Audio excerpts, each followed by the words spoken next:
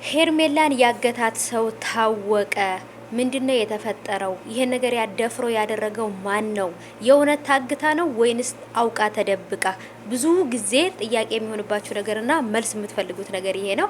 አሰላሙ አለይኩም ወራህመቱላሂ ወበረካቱ። ሰላም ሰላም፣ ውድ የተከበራችሁ የቻናሌ ተከታታዮች፣ የኔ ወዶች፣ የኔ ወርቆች፣ ዛሬም እንግዲህ በመዳም ኩሽና ቤት ሁኜ ሱመያ ወረኝት መጥቼላችኋለሁ ማለት ነው። የኔ ወዶች፣ እንግዲህ ነገሮች ከተጠበቁት በላይ ውስብስፍ እየሆኑብን ወስፌ እየሆኑብን አስቸግረውናል ማለት ነው።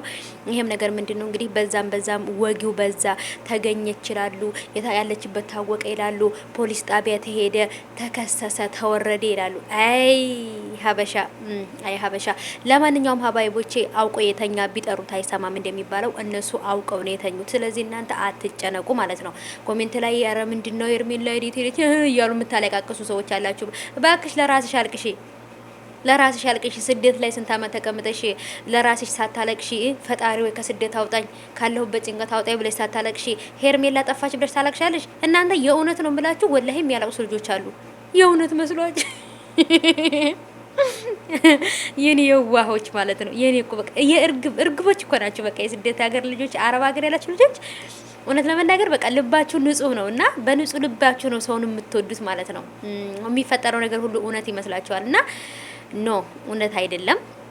ይሄ ማለት ደግሞ እንግዲህ በፊት ላይ እንግዲህ በቃ በጣም ብዙ ነገር ሲፈጠር ነበር። አሁን ደግሞ የሚሰራ ነገር ሲጠፋ ደግሞ ሄርሜላ ጠፋሽ ተብሎ መጣ ማለት ነው። አለቀ በቃ።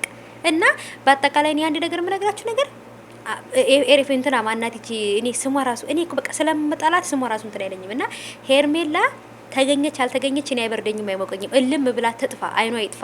ግን ችግሩ ምንድነው? አሁን አብርሃም ልጁ ጤነኛ አይደለም። አሁን ሄርሜላ መጥፋቷ ለኛ ጥሩ ነገር ሆኖልናል። ለምን ካላችሁ አይናችን ተገልጦ አብርሃም ጤነኛ እንዳልሆነና ልጁ እንደታመመ የሆነ ነገር ሕክምና ጸበልም ሆነ ሕክምና እንደሚያስፈልገው አረጋግጫለሁ እኔ ማለት ነው። ምክንያቱም ትናንትና ለጎረቤት ለሰው ሳይጨነቅ ቤቱ ሲቀጠቅጥ ነበር፣ የሩታን ቤት ማለት ነው።